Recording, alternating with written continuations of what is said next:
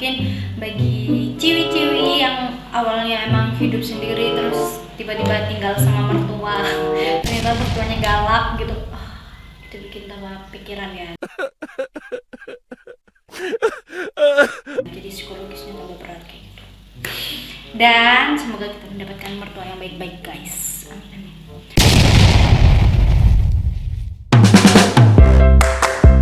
Warning, tonton video ini sampai habis dan jangan lupa like, comment, subscribe, dan share ke semua media sosial yang kamu punya biar aku tambah semangat ngedit video dan kalian dapat pahala. Terima kasih orang baik. Halo, assalamualaikum warahmatullahi wabarakatuh. Seperti biasanya aku bakal bikin video tentang bunda-bundaku yang sedang hamil. Karena musim corona ini banyak bikin orang hamil ya. Jadi ini info cukup menarik. Hiperemesis gravidarum dimana adalah dia mual muntah yang terjadi pada primi gravida atau kehamilan pertama, tapi emang lebih sering di primi gravida ya teman-teman, atau kehamilan yang pertama, tetapi tidak juga menutup kemungkinan untuk kehamilan-kehamilan berikutnya atau multigravida, kehamilan kedua, ketiga itu juga bisa mengalami mual muntah seperti ini. Nah, ada beberapa literatur yang mengatakan bahwa mual muntah ini bisa berhenti ketika umur kandungan 4 bulan guys. Kalau lebih dari 5 bulan mungkin disarankan untuk ke dokter untuk ditangani lebih lanjut seperti itu. Jangan ke saya belum jadi dokter dan mohon doanya untuk menjadi dokter. Hal ini sebenarnya fisiologis, jadi mual muntah atau nausea vomiting pregnancy itu fisiologis kayak gitu. Karena apa? Karena ada perubahan hormon di dalamnya, hormon estrogen yang meningkat dan beta HCG yang meningkat seperti itu. Juga ada literatur yang mengatakan ada perubahan evolusi, ada tambahan janin itu loh. Jadi ada di situ dikatakan bahwa itu sebuah bentuk perlindungan dari makanan-makanan yang mungkin tidak sehat seperti itu. Itu literatur lain.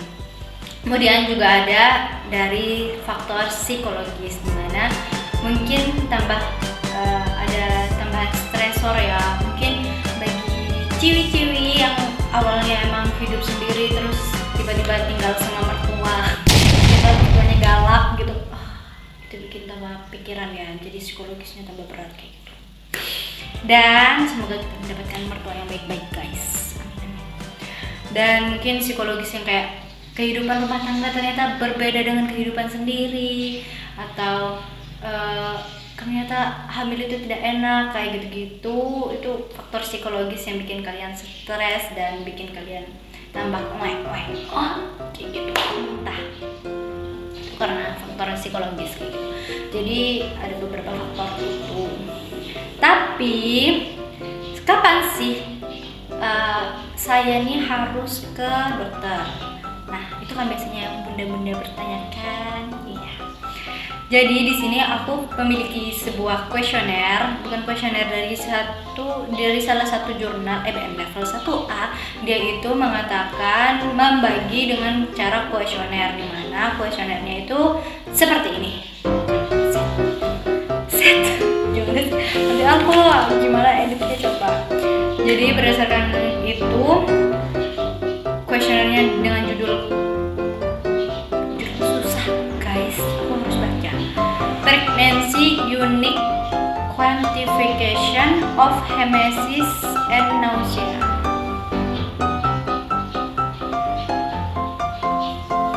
Kayak gitu judulnya, susah banget. Dia tuh kan bahasa Inggris, aku translate lagi nih jadi bahasa Indonesia.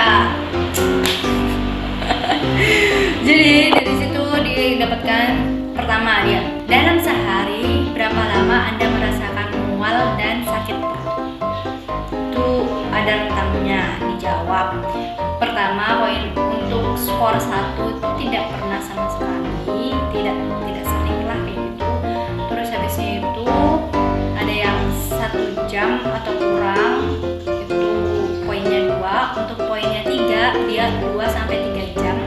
Kemudian poin 4 sampai 6 jam, lebih dari 6 jam itu 5 poin. Kemudian pertanyaan kedua, dalam sehari berapa kali Anda muntah-muntah? Nah, itu ada beberapa poin juga. Kalau yang di bahasa Inggris itu dibalik gitu, hewan dibalik gitu tuh dari poin 5 sampai poin 1, tapi bahasa Indonesianya aku balik lagi, dibalik-balik pokoknya. Terus aku balik lagi, jadi kayak poin pertama tidak pernah muntah, poin pertama tidak pernah muntah, poin kedua 1-2 kali muntah, poin ketiga 3-4 kali muntah, kemudian 5-6 kali itu poinnya 4, kemudian lebih 7 atau lebih itu poinnya 5. Kemudian pertanyaan ketiga itu kuesionernya, dalam sehari rata-rata berapa kali Anda merasakan seperti ingin muntah, tetapi ketika muntah itu enggak keluar sama sekali apa-apa, enggak keluar apa-apa kayak gitu. Itu berapa kali? Untuk poin 1 dia itu tidak sama sekali. Poin 2 dia 1-2 kali. Poin 2 1-2 kali. Poin 3 3-4 kali. Poin 4 dia 5-6 kali. Poin 5 dia 7 atau lebih. Nah, nanti itu habisnya itu di skor itu kalau dia itu kurang dari 6, dia itu masih yang rendah. Kalau dia kurang dari 6 dia itu masih rendah. Kalau 7-12 dia itu udah tengah-tengah, udah sedang gitulah. Terus poin untuk lebih dari 13 dia tuh udah masuk berat gitu. Tapi di Indonesia itu aku ngeliat dari buku Sarwono dan buku panduan klinis FKTP itu si bumil atau bunda-bunda ini diusulkan untuk dokter apabila dia itu benar-benar nggak ada intake sama sekali, nggak ada makanan yang masuk sama sekali, keluhan muntah yang begitu hebat sampai dia tuh nggak bisa ada makanan yang masuk atau minuman yang masuk, susah banget buat masuk. Dan hal ini tuh menyebabkan mengganggu keadaan umum, jadi kayak lemes banget, pucat, ibu-ibu hamil nih pucat, sampai juga mengganggu pekerjaan sehari-hari, jadi kayak nggak bisa kerja sama sekali, gara-gara nggak kuat, lemes, udah kayak mau give up aja gitu. Kemudian ada BB menurun. Nah, di sini tuh aku saranin banget buat bunda-bunda, buat ciwi-ciwi yang mau diet atau yang mau menurunkan berat badan, jangan dilakukan ketika Anda sedang hamil, please banget. Ya udahlah, habisnya hamil aja, habisnya menyusui, pokoknya dia kurus kayak gitu. Program dietnya tuh jangan waktu kalian lagi hamil gitu. Kasihan janinnya, karena kalian bukan sendirian, kalian berdua. Kan janin itu titipan dari Allah, makanya dijaga. Oh iya tadi BB menurun guys, BB menurun itu 5%. Kalau lebih dari 5% ya itu sangat gawat. Jadi aku saranin buat kalian ciwi-ciwi untuk memiliki timbangan berat badan biar bisa mengukur.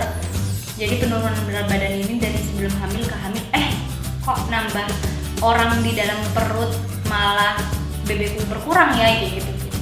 Tuh udah ke dokter aja. Dan ada tanda dehidrasi di mana Anda tuh kayak merasa kok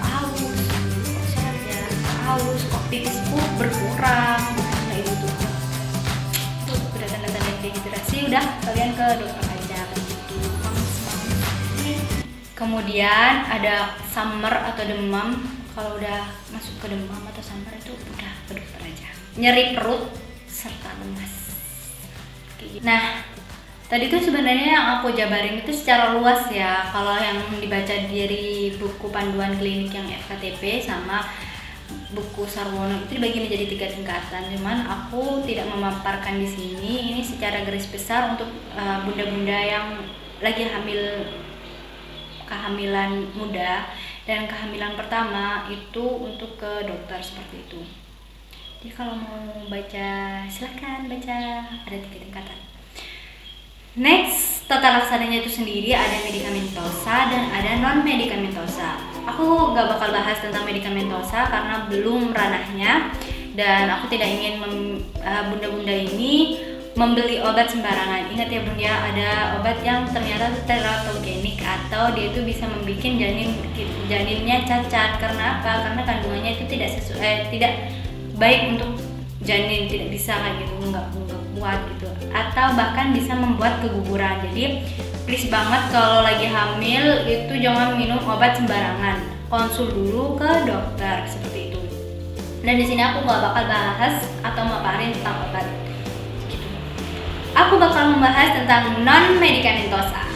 Usahakan kecukupan dan berbau lemak, hindari makanan yang berminyak dan asam folat biar janinnya sehat. Nah, ini tips dan triknya, makan porsi kecil tapi sering. Jadi jangan langsung buluk gitu. Jadi kalau emang masih seperti aku yang udah gadis belum hamil gitu, nggak apa-apa makan. Nggak boleh sih kalau diet. Nah, makan aja gitu tuh. Tapi kalau untuk ibu-ibu yang lagi hamil dan mengalami mual muntah terus, itu makannya sedikit tapi sering, sedikit. Dan hindari makanan yang berminyak, apalagi yang berlemak guys. Apalagi makan nasi padang, waduh enak banget sumpah di desa. Nasi padang, makan nasi padang. Goyang nasi padang pakai sambal rendang sama orang Minang. Ibu hamil untuk selalu menjaga cakupan gizinya ya, dimohon karena itu untuk perkembangan janinnya. Semangat bunda-bunda. Oke, jangan lupa like, komen, dan subscribe ini YouTube. Oke, jangan lupa like, komen, dan subscribe this video, dan jangan lupa untuk subscribe. Jangan lupa like, komen, dan share this video, dan jangan lupa subscribe bagi teman-teman yang baru datang di channel aku. Please banget bantuannya untuk kemajuan channel aku. Jangan lupa subscribe ya guys. See you in next video. Jadi teman-teman, aku bukan sok mau ngajarin ya buat kalian.